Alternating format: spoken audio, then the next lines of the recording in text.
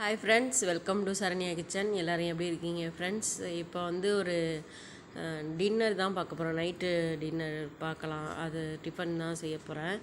என்ன செய்ய போகிறேன்னா, கோதுமை மாவு வச்சு ஒரு சூப்பராக இருக்கும் ஃப்ரெண்ட்ஸ். அது என்ன செய்யலாம், என்ன தேவையான பொருள்னு பார்க்கலாம்.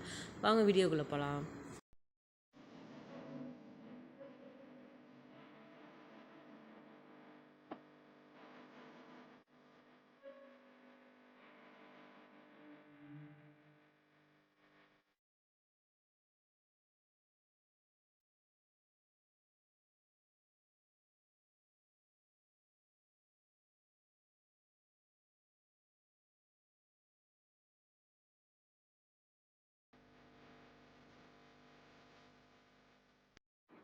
இப்போ வந்து கோதுமை மாவு ஒரு பவுல் எடுத்துகிட்டு ஃப்ரெண்ட்ஸ். ஒரு கோதுமை மாவு தேவையான அளவு கோதுமை மாவு கொட்டிக்கலாம். நான் வந்து இந்த கப்பால் 2 கப்பு, இந்த கப்பால் நான் 2 கப்பு போடுறேன். உங்களுக்கு எவ்வளோ தேவையோ அதுக்கு தகுந்தாப்புல எடுத்துக்கோங்க. போட்டு நல்லா மிக்ஸ் பண்ணிக்கிங்க. இப்போ வந்து கோதுமை மாவு போட்டால் உப்பு போட்டு தேவையான அளவு உப்பு போட்டுக்கலாம். இந்த மாவுக்கு அளவு தகுந்தாப்புல உப்பு போட்டுக்குங்க. உப்பு போட்டு நல்லா கலந்துட்டு நல்லா மிக்ஸ் பண்ணிக்கிங்க. தண்ணி ஏற்றுக்கணும்னா அடுத்தது மஞ்சத்தூள் போட்டுக்கலாம். கொஞ்சோண்டு மஞ்சத்தூள் ஒரு சிட்டிகை லைட்டாக, ரொம்ப போட்டக்கூடாது, லைட்டாக, அவ்வளோதான் ஃப்ரெண்ட்ஸ். லைட்டாக போட்டு மிக்ஸ் பண்ணிக்கலாம். பச்சை தண்ணி ஊற்றி கலந்துக்கலாம் ஃப்ரெண்ட்ஸ். போட்டு நல்லா கலந்து மாவு கொட்டிட்டு இது பண்ணிக்கலாம். ஏன்னா கொஞ்சம் நான் உப்பு கூட போட்ட மாதிரி இருந்தது. அதனால் சரி கொஞ்சம் என்ன பண்ணேன், மாவு கொஞ்சம் கொட்டிக்கிட்டேன். ஒரு 2.5 கப்பு கொட்டிக்கிட்டேன். 2 போட்டேன்னா அப்புறம் ஒரு 1/2 கப்பு கொஞ்சம் கூட போட்டுக்கிட்டேன். அவ்வளோதான் ஃப்ரெண்ட்ஸ். நல்லா நம்ம கோதுமை மாவு தோசை ஊற்ற கரைப்போம்ல, இதேமாரி கரைச்சி நல்லா விக்ஸு வச்சு கரைச்சி கலந்துக்குங்க. நல்லா கலந்துக்கிட்டிங்கன்னா, நல்லா மிக்ஸ் பண்ணிக்கிட்டிங்கன்னா இதில் ஈவனாக வரும். இந்த விஸ்கு இருந்ததுன்னா நல்லா கரெக்டாக ஈவனாக வரும், கெட்டிப்படாமல் இருக்கும் உங்களுக்கு. அதனால் நான் இதை வச்சு நல்லா கலந்து விட்டேன் ஃப்ரெண்ட்ஸ். நல்லா உப்பு எல்லாம் போட்டு. அடுத்தது வந்து இதுக்கு தாளிக்கிறது பொருள் வந்து வெங்காயம், 2 தக்காளி, 2 வெங்காயம் 2 தக்காளி வச்சுருக்கேன்.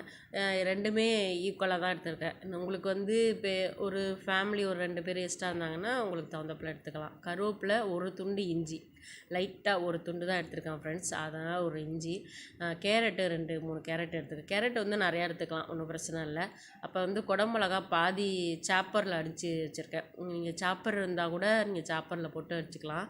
இப்போ குடமிளகா வந்து பாதி குடமிளகா போட்டு சாப்பரில் அடித்து வச்சுருக்கேன்.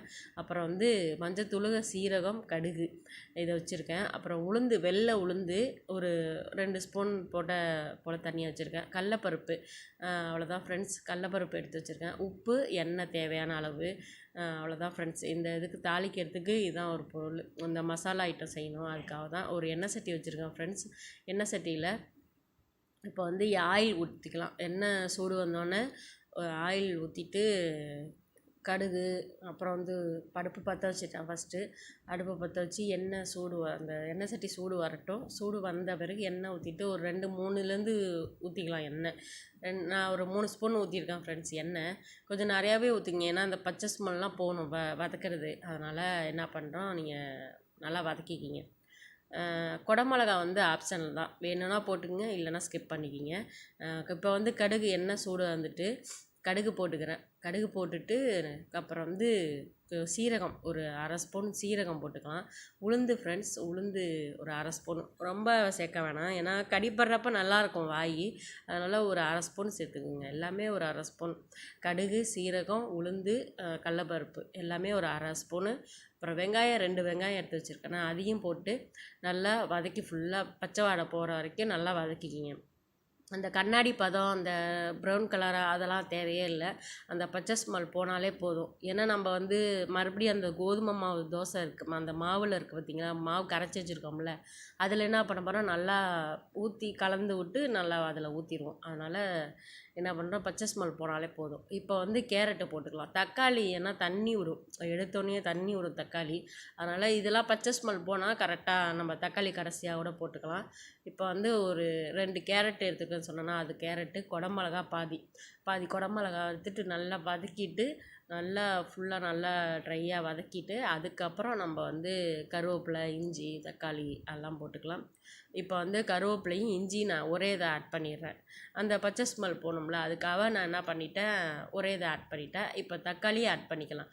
தக்காளி ஆட் பண்ணிவிட்டு உங்களுக்கு இதுக்கு தேவையான அளவு உப்பு போட்டுங்க. ஏன்னா நம்ம அந்த மாவு கரைச்சோம்ல, அதனால் வந்து அதில் இருக்கும் உப்பு. இப்போ வந்து இதில் மாவு இந்த இதுக்கு மசாலாவுக்கு உப்பு போட்டுங்க. அந்த மசாலா சாப்பிடும்போது உப்பு இல்லாத மாதிரி இருக்கும்ல, அதனால் என்ன பண்ணிட்டோம், இந்த மசாலாவுக்கு தேவையான அளவு உப்பு போட்டுக்குங்க. லைட்டாக ஒரு சிட்டியை ஃப்ரெண்ட்ஸ், அவ்வளோதான் ஃப்ரெண்ட்ஸ், போதும். இதோட நம்ம உங்களுக்கு எவ்வளோ நீங்கள் சேர்க்குறீங்களோ காய்கறிலாம், நான் வந்து ஒரு 3 பேருக்காக செய்கிறேன். இந்த இது நீங்கள் கூட இருந்தாங்க 2 பேர் 3 பேஸ்ட்டாக இருந்தாங்கன்னா உங்களுக்கு அதுக்கு தகுந்தாப்புல நீங்கள் சேர்ந்துக்கலாம். கூட கூட சேர்த்துக்கலாம். 2 கேரட்டுனா ஒரு 3 4 கேரட் எடுத்துக்கலாம். குடமிளகானா 1 எடுத்துக்கலாம். ஃபுல்லாகவே நீங்கள் எடுத்துக்கலாம். அப்போ வந்து அது ஃபுல்லாக வதக்கிட்டேன் ஃப்ரெண்ட்ஸ். ஃபுல்லாக வதக்கி நல்லா ஃப்ரை பண்ணிவிட்டேன். மாவு கரைச்சி வச்சுட்டேன். இப்போ வந்து நல்லா ஆறட்டும். ஆற விட்டு நம்ம இது பண்ணிக்கலாம். இது ஃபுல்லாகவே ஆறணும். இப்போ நல்லா கிண்டி அந்த பச்சை ஸ்மெல் போன பிறகு நல்லா கிண்டி விட்டுட்டு உப்பெல்லாம் போட்டோமா எல்லாமே ஃபுல்லாக மிக்ஸ் ஆகணும். எல்லாம் ஈவனாக கரெக்டாக மிக்ஸ் பண்ணிவிட்டு ஃபுல்லாகவே இது பண்ணிவிட்டு நம்ம வந்து நல்லா ஃபுல்லாக பச்சை வாழை ஸ்மெல் போயிடணும். இப்போ அடுப்பை நிப்பாட்டிட்டேன். நிப்பாட்டின பிறகு அந்த மசாலா, அந்த மாவு மசாலாலாம் எடுத்து வச்சுருக்கோம்ல, இது ஃபுல்லாக ஆறிடுச்சு. அந்த மசாலா அந்த இது வந்து ஆறிடுச்சு. செஞ்சோம்ல அந்த இது ஆறிட்டு மாவில் ஒன்றா சுத்தமாக ஃபுல்லாக அந்த மாவு கலந்து வச்சுருக்கிறத எல்லாம் ஃபுல்லாக கலந்து இது பண்ணிக்கலாம். இப்போ மாவு கோதுமை மாவு கரைச்சி ஃபுல்லாகவே இது கோதுமை மாவு தான். மைதாவில் செஞ்சிங்கன்னா அது ஒரு மாதிரி ரஃப்பாக இருக்கும், நல்லா இருக்காது. அதனால் என்ன பண்ணேன், இப்போ வந்து இதிலே செஞ்சுக்கலாம். கோதுமை மாவுலேயே போட்டு நல்லா செஞ்சிங்கன்னா சூப்பராக இருக்கும். நம்ம வெறுசாக கோதுமை மாவு ஊற்றி கொடுக்கறதோட பசங்களுக்கு இதுவும் ஹெல்த்தான ஒரு இது தான். ஏன்னா சில பசங்க வெறும் கோதுமை மாவா அப்படி ஒரு மாதிரி இருக்கும், டேஸ்ட்டு பிடிக்காது அப்படின்னு குழந்தைங்களாம் சொல்லுவாங்க. சாப்பிடவும் பிடிக்காது. இதேமாரி செஞ்சு கொடுத்தீங்கன்னா அந்த மசாலா ஐட்டம் அந்த இதெல்லாம் சாப்பிடும்போது கடிப்படும் போது நல்லாயிருக்கும், சூப்பராக இருக்கும். காய்கறியும் அதில் செய்கிறது பார்த்தீங்களா, அதனால் பிள்ளைங்க விருப்பப்பட்டு சாப்பிடுவாங்க. கேரட்லாம் சில பேர் சாப்பிட மாட்டாங்க. அதனால் இதுமாரி செஞ்சு கொடுத்தீங்கன்னா செஞ்சு சாப்பிட்லாம். நீங்கள் குடமிளகா, கேரட்டு அதில் போட்டுனா, குடமிளகா வந்து ஆப்ஷன் தான், வேணுன்னா போட்டுக்கோங்க, இல்லைனா ஸ்கிப் பண்ணிக்கிங்க. நான் கேரட்டு நிறையா சேர்த்து கொடுங்க. கேரட்டு கொடுத்துருந்தீங்கன்னா சாப்பிட பிள்ளைங்க நல்லா சாப்பிடுங்க. இப்போ நல்லா ஃபுல்லாக மிக்ஸ் பண்ணிட்டேன் ஃப்ரெண்ட்ஸ். நல்லா மிக்ஸ் பண்ணி கலந்து விட்டு அதையும் கலந்து விட்டு இது பண்ணிட்டேன்.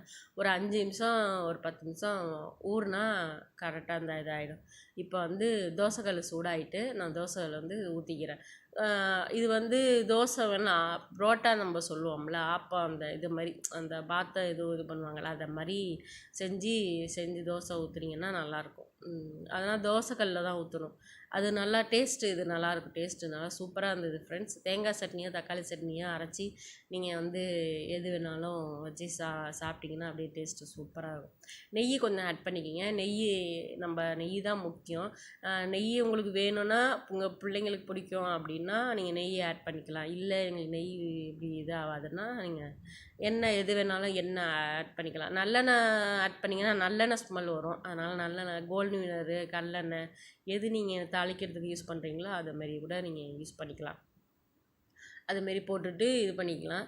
இதை நல்லா ஃபுல்லாக சிம்மில் வச்சுட்டு வேக வைக்கணும் ஃப்ரெண்ட்ஸ். நம்ம ஊற்றிட்டு ஃபுல்லாக சிம்மில் வச்சிடணும். ஃபுல்லாகவே குறைச்சிட்டு நம்ம எடுத்து இது பண்ணோம்னா நல்லா இதாக இருக்கும் ஃப்ரெண்ட்ஸ். நல்லா வெந்துருச்சு. நல்லா பரட்டி போட்டேன் ஃப்ரெண்ட்ஸ். சிம்லேயே வச்சு நல்லா வேக வச்சு எடுத்துட்டேன். இப்போ கொஞ்சோண்டு ஒரு நெய் ஊற்றிக்கிறேன். முன்னாடி வந்து ஒரு ஸ்பூன் 1.5 ஸ்பூன் ஊற்றினேன். நல்லா வாசனை நல்லாயிருக்கும் அப்படின்னுக்காக, டேஸ்ட் கொடுக்கணுக்காக கொஞ்சம் நெய் கூட ஊற்றிருக்கேன். இப்போ ஒரு ஸ்பூனு நெய் ஊற்றி நம்ம வந்து பரட்டி போட்டு எடுத்துடலாம் ஃப்ரெண்ட்ஸ். அவ்வளோதான், சூப்பராக ரெடி ஆகிடுச்சு ஃப்ரெண்ட்ஸ். இப்போ அடுத்தது இன்னொன்று ஊற்றிக்கிறேன். அது ஊற்றிட்டேன். அடுத்து ஒரு புரோட்டா ஊற்றிக்கிறேன் ஃப்ரெண்ட்ஸ். இது புரோட்டா மாதிரி அது வந்து புரோட்டான்னு இது பண்ணோம்ல, அது ஒரு நல்லா டேஸ்ட்டு நல்லா இருந்தது ஃப்ரெண்ட்ஸ். அது சாப்பிடுங்க, செஞ்சு சாப்பிட்டு பார்த்து சொல்லுங்கள் ஃப்ரெண்ட்ஸ். ஆனால் கோதுமை மாவு தான் உங்களுக்கு சத்து தானே, கோதுமை மாவோட நல்ல இது தான். அதனால் நல்லா சாப்பிட்லாம் ஃப்ரெண்ட்ஸ், சூப்பராக இருக்கும். நல்லா சூப்பராக இருந்தது. நல்லா டேஸ்ட்டும் நல்லா இருந்தது ஃப்ரெண்ட்ஸ். தேங்காய் சட்னி அரைச்சி இந்த தோசை ஊற்றிட்டேன் ஃப்ரெண்ட்ஸ். அடை ஊற்றிட்டேன்.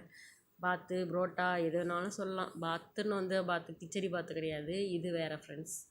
இது டேஸ்ட் நல்லா இருந்தது, சாப்பிட்டோம் நல்லா இருந்தது. ஸோ என்ன பண்ணுறீங்க, செஞ்சு பார்த்துட்டு எனக்கு கமெண்டில் சொல்லுங்கள் ஃப்ரெண்ட்ஸ் எப்படி இருந்தது என்னான்ட்டு. ஓகே ஃப்ரெண்ட்ஸ், இப்போ வந்து அழகான புரோட்டா ரெடி ஆயிடுச்சு. கோதுமை மாவில் புரோட்டா சூப்பராக இருக்கும் ஃப்ரெண்ட்ஸ். தேங்காய் சட்னியாவது தக்காளி சட்னியாவது வச்சுக்கிங்க. நான் வந்து தேங்காய் சட்னி வச்சுருக்கேன். உங்கள் விருப்பம் தான் எது வேணாலும் வச்சுக்கலாம். இப்போ இந்த ரெசிபி பிடிச்சிருந்தா லைக் பண்ணுங்கள், ஷேர் பண்ணுங்கள், கமெண்ட் பண்ணுங்கள். மறக்காம சப்ஸ்கிரைப் பண்ணிட்டு பெல் நோட்டிஃபிகேஷன் ஆல் கொடுத்தீங்கன்னா நான் போடுற வீடியோஸ் நோட்டிஃபிகேஷனாக வந்துகிட்டே இருக்கும். என் வீடியோ மிஸ் பண்ணாமல் பார்க்கலாம். இது வந்து ட்ரை பண்ணிவிட்டு எனக்கு கமெண்ட்டில் சொல்லுங்கள். நெக்ஸ்ட் வீடியோ சந்திக்கலாம். டேக் கேர், பாய்.